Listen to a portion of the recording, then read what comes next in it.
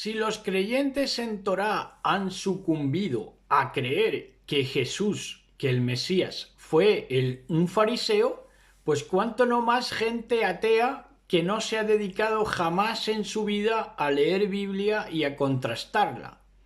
Pues claro, han sido carne de cañón para esas fuentes muchas veces idolatradas que han garantizado desde su punto de vista totalmente agnóstico de estos panaderos que no creen en la harina como mi amigo Antonio Piñero, pues han sido carne de cañón más que nadie esos ateos o agnósticos que han seguido los pasos de Piñero, que pues se han creído lo del fariseísmo de Jesús, ¿verdad? Vayamos al perfil del que ostenta esa creencia del fariseísmo de Jesús. Una tendencia o creencia que está en boga en el día de hoy, ya digo, porque toma de esas fuentes de académicos como Antonio Piñero que garantizan de que Jesús era un fariseo. Entonces vayamos al perfil de la gente que ostenta esa creencia. 1. Esa gente tiene todos los libros de Antonio Piñero. 2. Esa gente suele creerse comunista y discípula de personajes de la extrema izquierda española, de esa izquierda que ocupa como Cañamero. Estos son discípulos de Cañamero, que es un andaluz que se crió con 11 hermanos y su padre murió joven, con lo cual tuvo que hacerse cargo de su casa y de lo que quedaban de sus hermanos que quedaban por debajo de él. Y entonces el tercer motivo del que ostenta este perfil de creer en el fariseísmo de Jesús es que en el caso que tengo yo en mente como prototipo, es hijo único, es solterón y es la irrisión del barrio, porque todo el mundo sabe que miente en todo y se cree sus propias mentiras. Respecto al punto 1, de que este joven discípulo de Cañamero y de Antonio Piñero por antonomasia, es que este muchacho, digamos, prototipo de los que creen esto del fariseísmo de Jesús, da su opinión, por eso es que tiene todos los libros de Piñero, porque da su opinión, que no es su opinión ni siquiera del muchacho, es la opinión de Antonio Piñero, pero dan su opinión desde el sesgo occidental de no valorar la palabra. Y como quieren juzgar la situación y el lenguaje de Jesús en clave a no valorar la palabra, que es el síntoma de Occidente, por eso es que si el Mesías llama a los fariseos hipócritas, serpientes, sepulcros blanqueados, etcétera, ellos no le dan importancia porque dicen, no, pues luego al final del día eran todos amigos. Pero ¿desde dónde te están hablando? Desde su sesgo occidental, en el cual la palabra no vale nada, porque esta gente ha sido criada, por ejemplo, en una política, y no solamente política, sino también periodismo, en que la palabra ya no vale nada. Entonces, el punto 2 de que este joven prototipo de los discípulos de Piñero y de Cañamero, de que se cree comunista, que se cree comunista principalmente porque no se perdona a este joven prototipo sus privilegios. Hay mucha gente que no se perdona sus privilegios y que por eso hace ostentación del comunismo que sueñan con tener.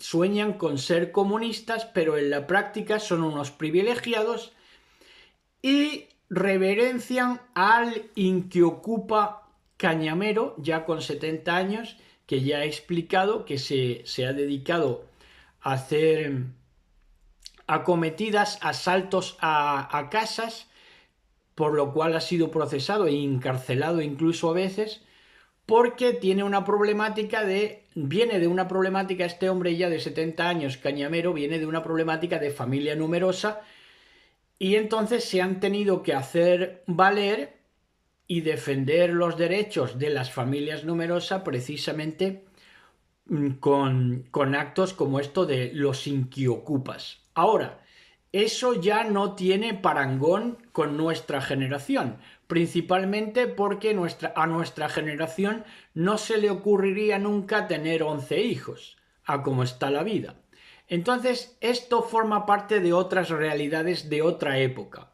Pero mi amigo, el joven prototipo discípulo de Piñero y de Cañamero, no se perdona sus privilegios, y por eso es que reverencia todavía al inquiocupa cañamero, cuya realidad no tiene nada que ver con él, porque él, este joven prototipo, es solterón y hijo único. Entonces, para nada su realidad se corresponde con lo que ha habido en otras generaciones. Y respecto al punto 3, es que el parecido doctrinal que asegura Piñero y que se creen a pies juntillas todos sus acólitos, el parecido doctrinal del Mesías, que por eso es que se le asocia con el fariseísmo, no es ni con Gilel ni con Samai. El parecido del Mesías, que por otro lado se niegan, y este Piñero lo sabe, pero obvia la información de que no se llamó nunca Jesús, sino que su nombre era Yahshua o Yeshua, como nombre hebreo. Entonces no tiene nada que ver el parecido doctrinal del Mesías con Samai y Gilel, digamos los referentes de su tiempo, que por cierto ya estaban finados cuando el Mashiach, el Mesías, inició su ministerio.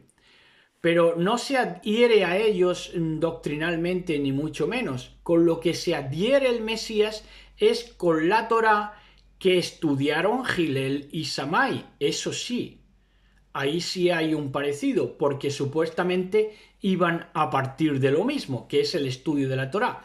Pero Gilel y Samai tenían en cuenta otras cosas, como por ejemplo las halajot, es decir, lo que viene del talmudismo y de las obras de la ley, los añadidos, los mandamientos que dice el Mesías por otro lado, que tomáis como doctrina mandamientos de hombres, ¿verdad?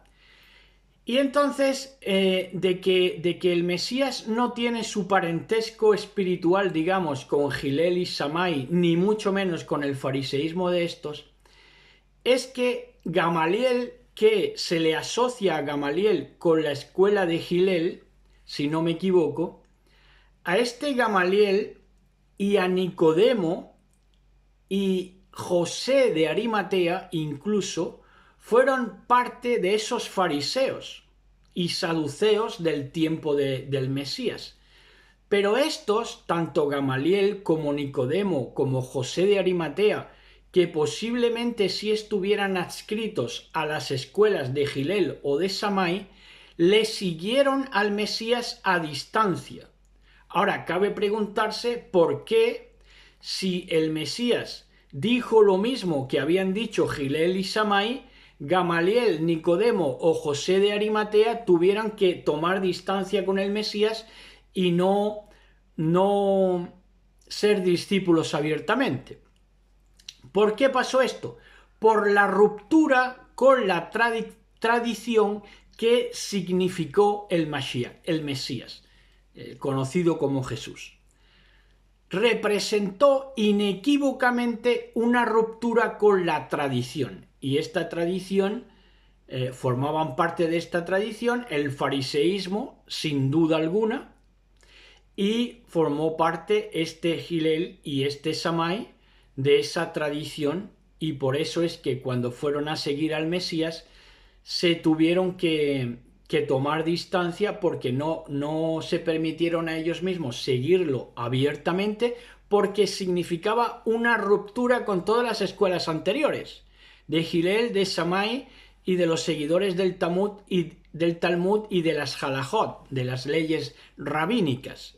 Entonces, quieran que no quieran, el Mashiach es una ruptura con la tradición. Esto es, cuando hablamos de tradición, decimos contextualmente con el fariseísmo de su tiempo. Y luego, por si fuera poco, esa ruptura con la tradición la manifestó, la materializó el Mashiach, el Mesías, con el azote de cuerdas, el célebre azote de cuerdas en el templo: habéis hecho de la casa de mi padre cueva de ladrones. Es ahí la ruptura ya se materializó, y entonces, pues claro, José de Arimatea, Gamaliel o Nicodemo ya dijeron: no, esto es dinamita, ahí no podemos acercarnos porque esto ya ha pasado de castaño a oscuro, y ponernos del lado del Mesías, de este hombre que se tiene como Mesías, va a ser romper con la tradición de toda la escuela rabínica y farisaica y de los saduceos también. Entonces, esa doctrina del fariseísmo de Jesús tiene indudablemente un sesgo académico magufo. Magufo. No es científico. Ellos pretenden ser científicos, pero no lo son porque hablan desde sus sesgos, como hemos explicado. Y lo grave es que estos sesgos académicos magufos calan en personas tan desprovistas como mi amigo, el joven prototipo de los discípulos de Piñero y de Cañamero, que son hombres sin hacer, criados en una sociedad en la que ya, claro, la palabra, como he dicho antes, no se valora, y hay un constante vaivén entre la agresión y el halago, en los medios de comunicación, en el periodismo y en la política. Juegan con eso: agresión por un lado, halago por el otro. O lo que es lo mismo, tensión y destensión. Esos elementos son propios del siglo XXI, pero no del siglo I, porque en el siglo I sí se valoraba la palabra, indudablemente. Si un rabino le decía a maestros de la Torá víboras o les decía sepulcros blanqueados, tenía una trascendencia, que por eso precisamente es que se ponía por escrito, que se puso por escrito, porque es que tuvo importancia generacional, obviamente en el siglo I. Entonces, claro, te están hablando todos esos académicos que por otro lado son agnósticos, como he dicho, son panaderos que no creen en la harina, y hablan desde su sesgo como si esas palabras, esos insultos, no significaran nada. Claro, no significarían nada hoy, porque la sociedad se rige por tensión y destensión, y constantemente donde dicen digo, dicen Diego, y se desdicen completamente políticos que no tienen palabras, que no cumplen sus promesas, periodistas que te dicen auténticas majaderías, luego incluso científicos que mienten hasta en los descubrimientos y en la manera de llegar a esos hallazgos. Es decir, la palabra siglo XXI no tiene valor, digamos, mediáticamente, pero en el siglo I no era así. Y lo que dijo, por supuesto, ese rabino Yashua, pues claro, sí era una manifestación real de una ruptura con la tradición verdadera y fehaciente y demostrada luego con el azote de cuerdas, como he explicado, ya materializada.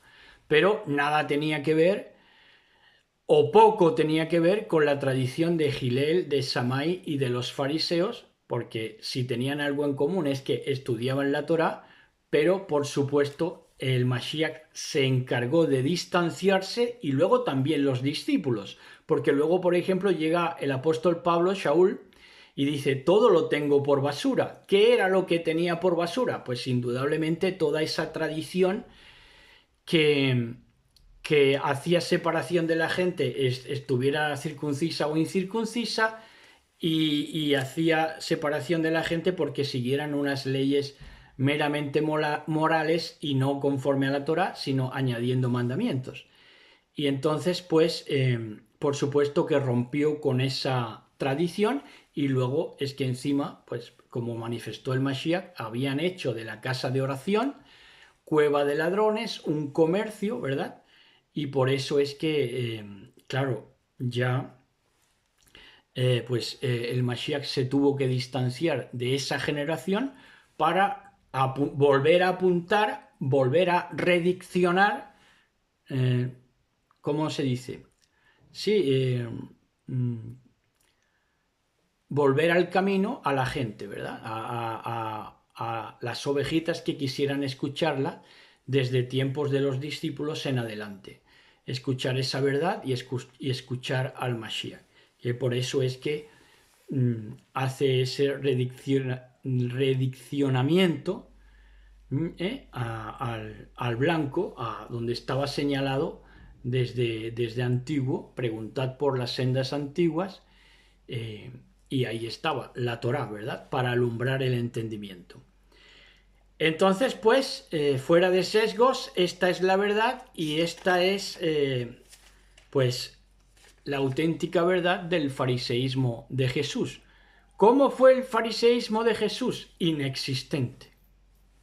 Si les gustan estos temas, les invitamos a suscribirse a este canal, El Café del Sociólogo, y si están suscritos, pues sigan disfrutando de lo lindo. Hasta otra.